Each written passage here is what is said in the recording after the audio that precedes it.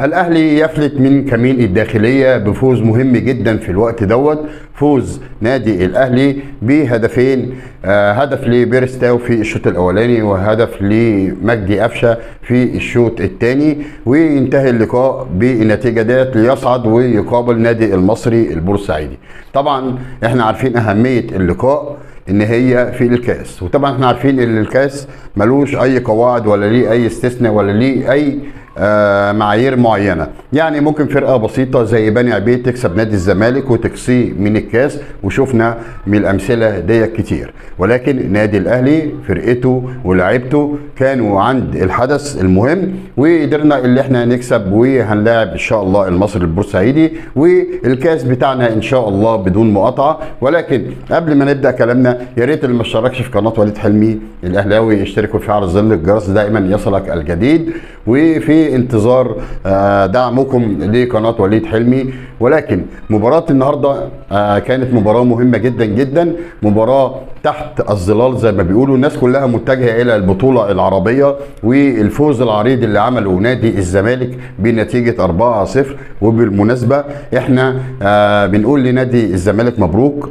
ومن تقدم لتقدم في البطوله العربيه مش اكتر من البطوله العربيه اللي النادي الاهلي اعتذر ما عنها. والفرق السعوديه والاتحاد العربي كان مصر ان النادي الاهلي يلعب عشان يكبر البطوله، لان طبعا النادي الاهلي هو بطل افريقيا، ودايما علامه النادي الاهلي بتبقى نجاح لاي بطوله.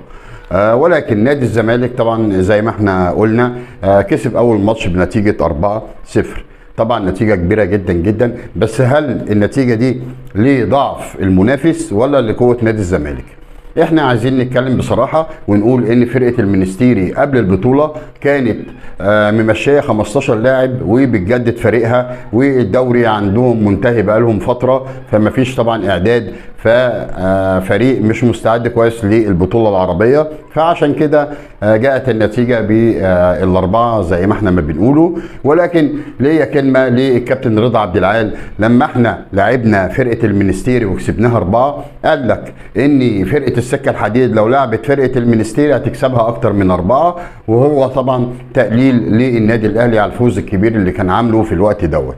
فبالتالي الزمالك كسب 4، ما طلعتش تصريح ليه وقلت برضو ان الفرقه دي فرقه تعبانه ومش من فرقه الصفوه في تونس زي ما بيقولوا، يعني ولا هي الترجي ولا النجم الساحلي ولا حتى الصفاقس ولا الافريقي التونسي، اللي هم دول اكبر 4 فرق في تونس. فبالتالي فرقه مش هنقول ان هي مغموره، لا هي برضو معروفه، ولكن مش بالمستوى اللي يخليها تكسب نادي الزمالك.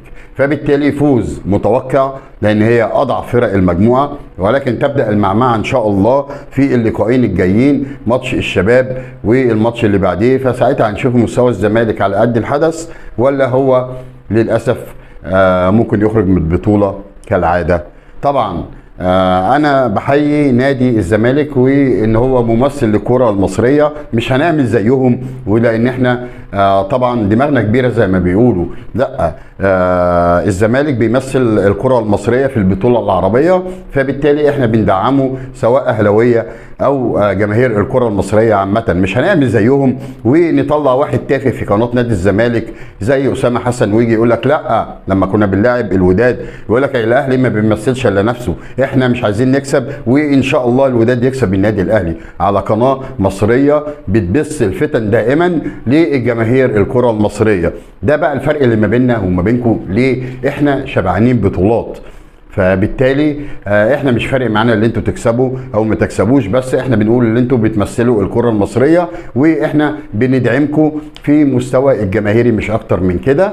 ولكن النادي الاهلي لما بيجي يلاعب اي فرقه فهو بيمثل منتخب، بيمثل مصر وبيمثل نفسه وبيمثل جماهيره. النادي الاهلي هو مكتسح البطولات في كل مكان، عشان كده كان الاتحاد العربي مصر ان النادي الاهلي يلعب، وكان مديله جوائز استثنائيه كبيره جدا عشان يخلي النادي الاهلي يلعب. بس طبعا احنا بنفضل البطولات الافريقيه اللي هي بتبقى متشافه في كل حته وبيتاهل لكاس العالم للانديه، فبالتالي اسم النادي الاهلي رنان. عشان كده طبعا بنلاقي الشركات الداعمه للنادي الاهلي والاعلانات كلها دي لعيبه نادي الاهلي. فان شاء الله نتفرج على ماتش الزمالك والشباب بكره، ونشوف ايه اللي هيحصل. هل الزمالك فعلا يستحق ان هو يكسب ويتاهل للادوار اللي بعد كده؟ هنشوف. والادوار اللي بعد كده يا جماعه فيها فرق قويه جدا زي الوداد والرجاء وغيرها طبعا من الفرق القويه. فهنشوف الزمالك هيصمت قدام هذه الفرقه ولا هيخذلنا كالعاده. كل ده من نادي الزمالك، لكن النادي الاهلي طبعا رقم واحد. بالنسبه بقى لنادي فيوتشر، النادي الوليد بقاله سنتين وقرر النادي الاهلي قطع العلاقات مع نادي فيوتشر وعدم تجربه اللي احنا نتفاوض مع لعيب من فيوتشر عشان يجي للنادي الاهلي، يجي للمجد، يجي للشهره، يجي للفلوس. ولكن النادي ده دماغه يعني مش عارف بقى بالصراحه، يعني هل انت متسلط على النادي الاهلي؟ يعني انت بتدي فرقك بتدي لاعيبتك لجميع الفرق. يعني دلوقتي رضا بوب بعد ما مضى للنادي الاهلي مضى على عقود اوليه طلبتم 2 مليون دولار، وطبعا النادي الاهلي شايف ان الصفقه دي مبلغها كبير، واللاعب على قد ما هو هيفرق مع النادي الاهلي بس ما يستحقش المبلغ دوت. فبالتالي اللاعب الى بيراميدز اكيد. نادي بيراميدز اللي هو دائما بيصطاد اللعيبه بفلوسه مش اكتر من كده. انت جبت كل النجوم يا نادي بيراميدز، وللاسف انت بتاخد ايه؟ انت كبيرك قوي مركز تاني لتعثر نادي الاهلي في السنتين اللي فاتوا مش اكتر من كده، وتعثر نادي الزمالك السنه دي، لان برضه نادي الزمالك في مش في مستواه الطبيعي. كان هيبقى نادي الزمالك هو في المركز الثاني وانت بقى نقول الثالث الرابع بفرق كبير جدا من النقاط. ولكن طبعا الفلوس لها السحر، انت لم لعيبه زي ما انت عايز، بس ادارتك اداره فاشله، بدليل ان انت عندك لاعب زي الشيبي اللي طبعا كان حديث الناس كلها في الايام الاخرانيه. وقصه طبعا حسين الشحات، لو انتوا بصيتوا للفيديو الاخراني اللي انا كنت عامله انتقدت بشده وجدا الالم اللي ضربه حسين الشحات للاعب دوت، وقلت لو اللاعب هيجيب لنا بطولات كل يوم فاحنا مش عايزين مش عايزين اللاعب اللي هو يهين اسم النادي الاهلي ويهين جماهيره. ولكن طبعا بعد ما عرفنا الرتوش وبعد ما عرفنا الملابسات اللي خلت حسين الشحات يعمل كده، فكلنا قلنا ان حسين الشحات معذور. انا عن نفسي لو مكانه وفي لعيب في الملعب جاب سيره والدتي او اختي، انا مش هديله قلم واحد، ده انا هديله قلمين ثلاثه، مش على وشه، لا ده على قفاه.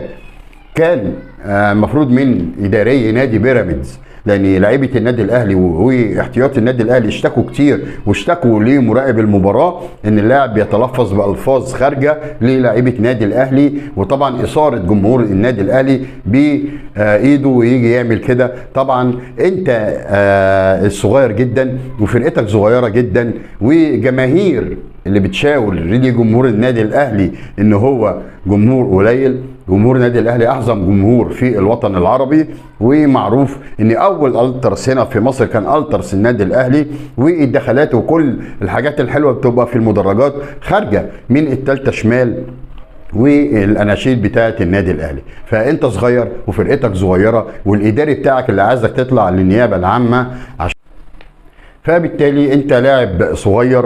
وبصراحه يعني المفروض كان نادي بيراميدز يقومك وينزل عليك عقوبه زي اللي كابتن الخطيب نزلها على كابتن حسين الشحات. ولكن طبعا احنا عارفين اهواءك وعارفين انت موجود في مصر ليه، والاستثمار الوهمي لضرب النادي الاهلي في مقتل مش اكتر من كده. لكن تاريخ نادي الاهلي مش هيتنسي، والاهلي دائما هو مصدر السعاده في كل مكان، وهو مكتسح البطولات. اي بطوله بيشارك فيها النادي الاهلي لازم بياخدها، فعشان كده في غل وفي حقد من امثالكم. لكن سيظل النادي الاهلي كبير وهو مصدر السعاده لجمهوره وجمهور الوطن العربي كله.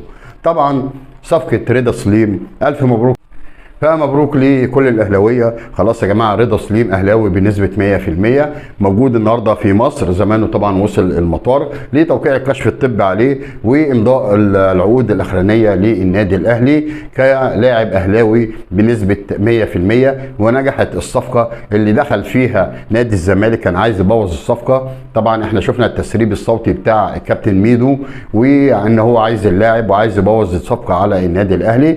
لكن طبعا رغبه اللاعب في الاول وفي الاخر هو النادي الاهلي، لان النادي الاهلي هو المجد والشهره وكاس العالم للانديه. اما نادي الزمالك انت هتجيب فلوسه منين؟ انت موقوف عندك القيد مرتين غير قبل كده، بسبب طبعا فلوس بتاعت شيكابالا وفلوس كتير انت مش عايز تدفعها. فبالتالي ادفع اللي عليك الاول، لم الفلوس دي وحاول تدفع اللي عليك عشان تبقى نادي كويس ملتزم، وبعد كده شوف صفقاتك. وبعد كده لكل حدث حديث. الف مبروك طبعا للنادي الاهلي، اللاعب من تقدم لتقدم، وان شاء الله يثبت ان هو جدير بارتداء الفانيلا الحمراء. مش هطول عليكم اكتر من كده، الجو حر زي ما انتم عارفين والنور كل شويه بيقطع، فما بنصدق نعمل فيديو في الوقت دوت. اشوفكم على خير الفيديوهات الجايه، ما تنسوناش يا جماعه بالمتابعه والاعجاب والاشتراك في قناه وليد حلمي الاهلاوي. اشوفكم على خير الفيديوهات الجايه. ان شاء الله تابعونا ماتش المصري يوم الخميس اللي جاي. اشوفكم على خير والسلام عليكم ورحمه الله وبركاته.